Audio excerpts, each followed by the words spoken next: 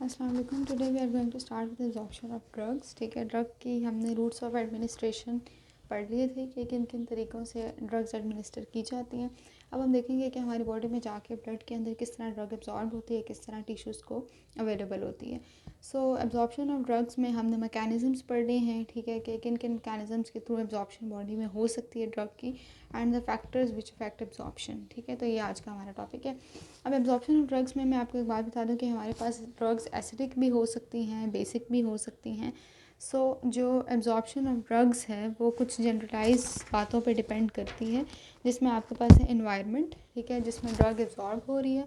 सो environment आपके पास acidic भी हो सकता है, बेसिक भी हो सकता है। फॉर एग्ज़ाम्पल अगर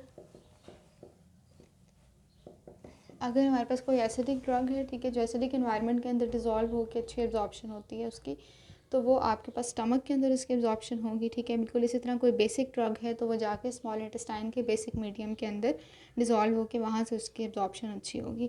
तो एक तो इन्वायरमेंट पे डिपेंड करता है, rate and extent of absorption. ठीक है, इसके अलावा chemical features of the drug पे, यानी ड्रग का केमिकल स्ट्रक्चर किस तरह का है, ठीक है, उसका साइज़ वगैरह इसके अंदर आ जाते हैं। Chemical features of the drug, ठीक है। नेक्स्ट हमारे पास आ जाते हैं रूट्स ऑफ एडमिनिस्ट्रेशन। ठीक है, इसमें एक टर्म आती है बायो अवेलेबिलिटी, वो हम देखेंगे क्या होती है। सो किस रूट से एडमिनिस्टर किया है, उसके केमिकल फीचर क्या है ड्रग का, ठीक है, साइज़ वगैरह इसके अंदर आ जाता है, मैस आ जाता है, और इन्वायरमेंट जिसमें उसकी एब्जॉर्प्शन हो रही है। सो अब हम देखते हैं कौन कौन से मैकेनिज़म्स हैं जिसके थ्रू ड्रग की एब्जॉर्प्शन होती है। सो 4 हमारे पास मैकेनिज़म्स हैं, और ये मैकेनिज़म्स वही होंगे जो ट्रांसपोर्ट के मैकेनिज़म्स होते हैं, ठीक है, जो हमने पहले भी पढ़े हुए, like active transport, passive transport, facilitative diffusion. तो हम ब्रीफली इनको डिस्कस कर लेते हैं because they are not that much difficult. So पहला जो तरीका है एब्जॉर्प्शन का वो है हमारे पास पैसिव ट्रांसपोर्ट। ठीक है, अब पैसिव ट्रांसपोर्ट जनरली हमें पता है कि एक जगह से दूसरी जगह कोई चीज़ ट्रांसपोर्ट करती है, and with the help of concentration gradient, कि एक जगह पे हाई कंसंट्रेशन, एक जगह पे लो है, तो हाई टू लो वो मूव कर जाती है। ठीक है, उसको हम कहते हैं कि ये पैसिव डिफ्यूजन हो रही है। अब ये वाला जो आपके पास प्रोसेस है, इसके अंदर 2 किस्म की ड्रग्स आ सकती हैं, कुछ वाटर सॉल्युबल होती हैं और कुछ लिपिड सॉल्युबल भी हो सकती हैं। ठीक है, सो अगर कोई वाटर सॉल्युबल ड्रग है, ठीक है, तो वो किस तरह पास करेगी, कोई लिपिड सॉल्युबल है तो वो किस तरह पास करेगी। अगर कोई वाटर सॉल्युबल है तो वो मेम्ब्रेन में से पास करेगी through different aqueous channels, like aquaporins होते हैं। ठीक है, तो वाटर के लिए स्पेशलाइज चैनल्स होते हैं। अगर वाटर सॉल्युबल ड्रग है तो वो उनके थ्रू पास करेगी। अगर लिपिड सॉल्युबल ड्रग है तो वो आपकी जो बायलेयर मेम्ब्रेन है, वो भी हमें पता है लिपिड बायलेयर होती है, तो वो आराम से उसमें से पास कर सकती है। ठीक है, ये हो गया पैसिव ट्रांसपोर्ट। नेक्स्ट हमारे पास जो डिफ्यूजन का मेथड है, that is your facilitated diffusion.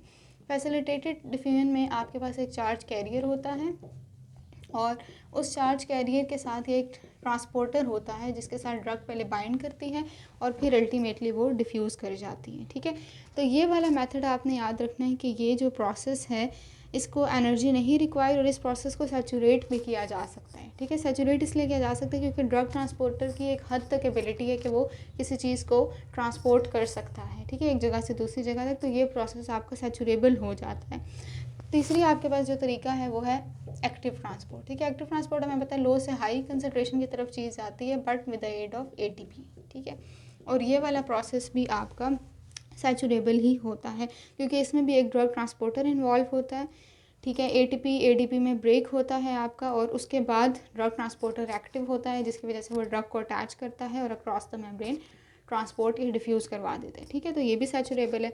Next आपके पास है एंडोसाइटोसिस। एंडोसाइटोसिस और एक्सोसाइटोसिस 2 टर्म्स हैं आपके पास। एंडोसाइटोसिस का मतलब होता है किसी लार्ज पार्टिकल को सेल ने अपने अंदर इनगल्फ करना है, तो वो थ्रू द एंडोसाइटोसिस होगा, और अगर रिलीज़ करना है तो एक्सोसाइटोसिस। ठीक है, इसकी अगर मैं आपको एग्जांपल देती हूँ तो विटामिन B12 की एब्जॉर्प्शन हमें पता है स्मॉल इंटेस्टाइन में होती है, वो through the process of endocytosis होती है। ठीक है, और डिफरेंट एक्सोसाइटोसिस के एग्जांपल में आप ये कह सकते हैं कि डिफरेंट न्यूरोट्रांसमीटर्स जिस तरह रिलीज़ होते हैं, ठीक है, सेल से, वो आपके पास एक्सोसाइटोसिस की एग्जांपल है।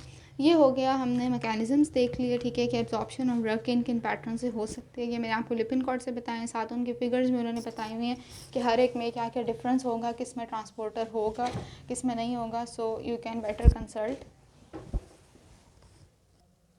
ओके जी, सो लेट्स नेक्स्ट टॉपिक हमारे पास है factors affecting absorption of drugs. ठीक है, हमने मैकेनिज्म चारों देख लिए। अब हम देखते हैं कि कौन कौन से फैक्टर्स हैं जो एब्जॉर्प्शन को स्टिमुलेट करते हैं या फिर इनहिबिट करते हैं, किस तरह उसकी रेगुलेशन होती है। सबसे पहला जो मेथड है वो है आपका रूट्स ऑफ एडमिनिस्ट्रेशन। ठीक है, ये मैंने आपको पहले स्टार्ट में भी बात बताई थी। First factor is your routes of administration.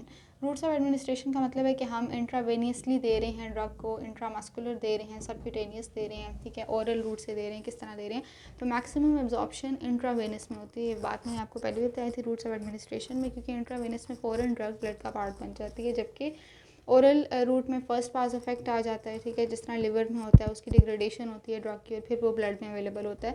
तो इसलिए जो रूट्स ऑफ एडमिनिस्ट्रेशन है उसका बहुत इंपॉर्टेंट रोल है एब्जॉर्प्शन ऑफ ड्रग में, क्योंकि जो आपकी इंट्रावेनस रूट है उसमें maximum absorption of the drug होती है। ठीक है, बस ये फैक्टर आ गया। नेक्स्ट फैक्टर है हमारा effect of pH on drug absorption. PH का क्या अफेक्ट है इसके अंदर। ठीक है, इसमें बेसिकली चार्ज या अनचार्ज फॉर्म आएंगी वीक एसिड्स या वीक बेसिस की। अब कुछ ड्रग्स, ज़्यादातर जो ड्रग्स होती हैं वो वीक एसिड और वीक बेसिस ही होती हैं, स्ट्रॉन्ग बहुत कम होती हैं। ठीक है, अब जो अगर कोई एसिडिक ड्रग है तो वो किस तरह आयनाइज करेगी। कोई एसिडिक ड्रग है फॉर एग्जांपल HA, वो आयनाइज करेगी, वो आयोनाइज करके आपको देगी H positive plus A negative.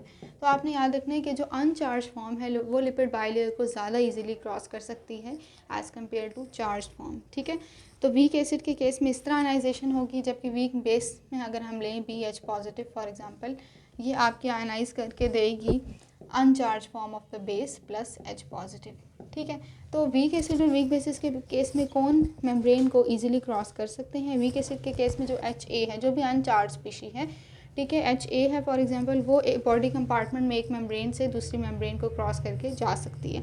जबकि वीक बेस के केस में क्या होगा, BH पॉजिटिव तो चार्ज है, आपको पता है कि मेम्ब्रेन में से चार्ज या पोलर चीज़ें नहीं पास कर सकती। ठीक है, तो वो जब ब्रेक करेगा B और H पॉजिटिव में, तो जो बेस है आपकी वो क्रॉस करेगी मेम्ब्रेन को और वो वापस जाके कंबाइन करेगी हाइड्रोजन से टू फॉर्म BH पॉजिटिव। ठीक है, तो हम ये कह सकते हैं कि आपकी जो चार्ज टू अनचार्ज रेशो है उस पर डिपेंड करती है एब्जॉर्प्शन ऑफ द ड्रग। ठीक है, कि जितनी अनचार्ज होगी ड्रग उतनी ही वो इजीली क्रॉस कर सकेगी। तो इन दो फॉर्म्स के बीच में जो रेशो है कि ठीक है ड्रग अनचार्ज होगी या चार्ज होगी, ये कौन डिटर्मिन करता है, या आपकी डिटर्मिन करती है वहाँ पे पीएच कैसी है, एसिडिक पीएच है या बेसिक पीएच है उसके अकॉर्डिंग, और आपका जो वीक एसिड बेस है उसकी स्ट्रेंथ कैसी है जो कि pKa डिटर्मिन करता है। ठीक हो गया। अच्छा, नेक्स्ट हमारे पास फैक्टर पे आ जाते हैं। हमने दो फैक्टर डिस्कस कर लिए, routes of administration and pH. Next factor है हमारे पास ब्लड फ्लो। अच्छा, ब्लड फ्लो से पहले एक और फैक्टर डिस्कस कर लेते हैं, दैट इज़ कंसनट्रेशन ग्रेडियंट। अच्छा, कंसनट्रेशन के साथ जो है ना, कंसनट्रेशन ग्रेडियंट के साथ एब्जॉर्प्शन का डायरेक्ट रिलेशन है। क्यों? फॉर एग्जांपल आपके पास अगर ये एक मेम्ब्रेन है, ठीक है, यहाँ से यहाँ तक ड्रग ने क्रॉस करना है, अगर यहाँ पे ड्रग की हाई कंसनट्रेशन होगी और यहाँ पे लो होगी, कंसनट्रेशन ग्रेडियंट ज़्यादा होगा, तो वो आराम से मूव करके जा सकती है। ठीक है, तो concentration gradient is directly related to absorption of the drug. ठीक हो गया। अच्छा, नेक्स्ट फैक्टर आपके पास आ जाता है ब्लड फ्लो। ब्लड फ्लो के साथ भी डायरेक्ट रिलेशन है। ठीक है, ज़ाहिर बात है जिस ऑर्गन में ब्लड फ्लो ज़्यादा होगा वहाँ से ज़्यादा ड्रग एब्जॉर्ब करेगी ब्लड के अंदर। इसकी मैं आपको एग्जांपल देती हूँ। फॉर एग्जांपल हमारे इंटेस्टाइन्स में आपको पता है रिच ब्लड सप्लाई होती है। ठीक है, और तो वहाँ से एब्जॉर्प्शन ज़्यादा होती है एज़ कम्पेयर टू स्टमक, क्योंकि स्टमक की ब्लड सप्लाई इतनी अच्छी नहीं होती। तो अगर किसी केस में जैसे सर्कुलेटरी शॉक हो जाता है, ठीक है, ब्लड सप्लाई कॉम्प्रोमाइज़ हो जाता है, अगर क्यूटेनियस टिश्यूज़ तक नहीं आ रहा ब्लड सप्लाई, तो अगर आप जो सबक्यूटेनियस एडमिनिस्ट्रेशन से एब्जॉर्प्शन कम हो जाती है। ठीक है, तो बेसिकली कहने का मतलब ये है कि जहाँ पे भी ब्लड फ्लो ज़्यादा होगा वहाँ पे एब्जॉर्प्शन ज़्यादा होगी। अगर कोई सर्कुलेटरी शॉक है और आप कोई ऐसा मेथड जो है वो एडमिनिस्ट्रेशन का करना चाहते हैं, फॉर एग्जांपल सबक्यूटेनियसली देना चाहते हैं, तो सर्कुलेटरी शॉक में ब्लड फ्लो डिक्रीज़ हुआ होता है टू सबक्यूटेनियस टिश्यूज़, तो अल्टीमेटली वो मेथड अच्छा नहीं होगा। ये हो गए 4 फैक्टर। नेक्स्ट फैक्टर है सरफेस एरिया। ओके, और next factor is surface area. Surface area के साथ भी इसका डायरेक्ट रिलेशन है। ठीक है, फॉर एग्जांपल अगर इंटेस्टाइन की हम बात करें, हमें पता है इंटेस्टाइन के अंदर माइक्रोविल्लाए हैं, ठीक है, जो फिंगर लाइक प्रोजेक्शन है, विल्लाए हैं जो कि सरफेस एरिया को इंक्रीज़ करने के लिए प्रेजेंट है, तो वहाँ पे एब्जॉर्प्शन ज़्यादा अच्छी होती है as compare to any other organ. ठीक है, नेक्स्ट आ जाते हैं contact time at the absorption surface. अगला जो फैक्टर है आपका वो है कॉन्टैक्ट टाइम। ठीक है, okay, let me right this. Okay, number 6 factor is contact time. ठीक है, कॉन्टैक्ट टाइम का मतलब ये है कि ड्रग जो है, फॉर एग्जांपल अगर हम जीआईटी की बात करें, ठीक है, तो उसमें से तेज़ी से मूव कर रही है या आहिस्ता आहिस्ता मूव कर रही है। मतलब ड्रग ने जहाँ पे एब्जॉर्ब होना है उसको, वहाँ पे उस जो साइट ऑफ एब्जॉर्प्शन है वहाँ पे उसको ठहरने का कितना टाइम मिल रहा है। ठीक है, अगर वो ज़्यादा टाइम के लिए वहाँ पे ठहरेगी तो एब्जॉर्प्शन अच्छी होगी, अदरवाइज़ अच्छी नहीं होगी। इसमें एग्जांपल आपको ये देती हूँ। फॉर एग्जांपल आपके पास अगर डायरिया है, ठीक है, डायरिया में क्या होता है कि ड्रग जीआईटी से बहुत क्विकली मूव करती है, मोटिलिटी इंक्रीज़ हो जाती है जीआईटी की। तो अगर बहुत तेज़ी से वो मूव करेगी तो उसमें क्या होगा कि एब्जॉर्प्शन अच्छी नहीं होगी। ठीक है, और इसी तरह अगर ड्रग बहुत आहिस्ता आहिस्ता ट्रांसपोर्ट हो रही है स्टमक से इंटेस्टाइन तक तो एब्जॉर्प्शन कम हो जाती है। तो इसमें सिंपल बस ये बात है कि जीआईटी मोटिलिटी ज़्यादा है, एब्जॉर्प्शन भी ज़्यादा होगी, अगर कम है तो एब्जॉर्प्शन भी कम होगी। ठीक है, और एक और बात आपने ये याद रखनी है कि आपके अगर फूड प्रेजेंट होता है स्टमक के अंदर तो उसकी वजह से ड्रग डाइल्यूट हो जाती है। ठीक है, गैस्ट्रिक एम्पटिंग आपकी कम हो जाती है अगर फूड प्रेजेंट होता है स्टमक में। तो अगर आप किसी ड्रग को खाने के साथ लेते हैं तो वो स्लोली एब्जॉर्ब होगी क्योंकि गैस्ट्रिक एम्पटिंग कम हो जाती है। नेक्स्ट आपके पास factor expression of P glycoprotein.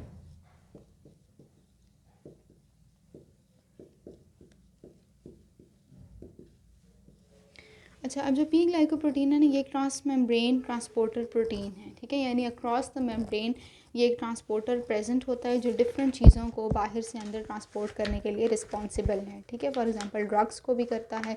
कहाँ कहाँ प्रेजेंट होता है? लिवर में, किडनी में, प्लेसेंटा में, इंटेस्टाइन्स में, ठीक है, ब्रेन में। और ड्रग्स को इसने टिश्यू से ब्लड तक ट्रांसपोर्ट करना होता है। अच्छा, अब आपने ये बात याद रखना है कि ये स्टिमुलेटरी फैक्टर नहीं है ड्रग एब्जॉर्प्शन के लिए, ये इनहिबिटरी फैक्टर है। क्यों? अच्छा, यहाँ पे हम देखेंगे नॉर्मल पाथवे ड्रग एब्जॉर्प्शन का क्या होता है कि आपका जो भी हमने जिस रूट से भी दिया है, ठीक है, जिस रूट से भी ड्रग दी है उसने अल्टीमेटली ब्लड का पार्ट बनना है और ड्रग जिस पर्पस के लिए दी है ब्लड से ड्रग चली जाएगी उस ख़ास टिश्यू में या उस ख़ास सेल में जहाँ पे उसकी ज़रूरत है। ठीक है, नॉर्मल एब्जॉर्प्शन का रूट ये होता है। तो हम नॉर्मली यही कहते हैं कि जो चीज़ ब्लड में, मतलब जो फैक्टर ब्लड में ज़्यादा ड्रग को लेके जा रहा है, एब्जॉर्प्शन को इन्हांस कर रहा है, ठीक है, और अल्टीमेटली उसके बाद टिश्यूज़ में भी ज़्यादा प्रमोट करेगा। लेकिन जो पी ग्लाइकोप्रोटीन है उसका यहाँ पे रोल है कि वो यहाँ पे उल्टा काम करती है। टिश्यूज़ में जब ड्रग चली जाती है, ठीक है, किसी भी फैक्टर के थ्रू इन्हांस हुई है, स्टिमुलेट हुई है जो भी, तो आपका टिश्यू से ब्लड में ये वापस ड्रग को भेजती है। ठीक है, यानी कि ये उल्टा प्रोसेस करती है। तो अगर पी ग्लाइकोप्रोटीन ज़्यादा अमाउंट में प्रेजेंट होगी तो वो एब्जॉर्प्शन को इन्हांस नहीं करेगी, वो एब्जॉर्प्शन को इनहिबिट करना शुरू कर देगी। ठीक है, क्योंकि ये ड्रग्स को सेल से बाहर निकाल के ब्लड में भेजना शुरू कर देती है। तो इसलिए हम कह सकते हैं कि जहाँ पे भी अगर ये ज़्यादा एक्सप्रेस हो रही होगी थ्रू ट्रांसक्रिप्शन एंड ट्रांसलेशन तो ये ड्रग एब्जॉर्प्शन को कम कर देगी। ठीक है, और एक और भी इसका रोल है कि मल्टी ड्रग रेजिस्टेंस में भी पी ग्लाइकोप्रोटीन का रोल होता है। ठीक है, तो ये this is all about absorption of drugs. हम लोगों ने मैकेनिज़म्स देख लिए हैं, कौन कौन से हो सकते हैं, फैक्टर्स देख लिए हैं, ठीक है, कौन कौन से अफेक्ट करते हैं एब्जॉर्प्शन को, कौन स्टिमुलेट करता है, कौन इनहिबिट करता है। ठीक है, सो नेक्स्ट टॉपिक हमारा होगा bio availability, that will be discuss in next part. Thank you.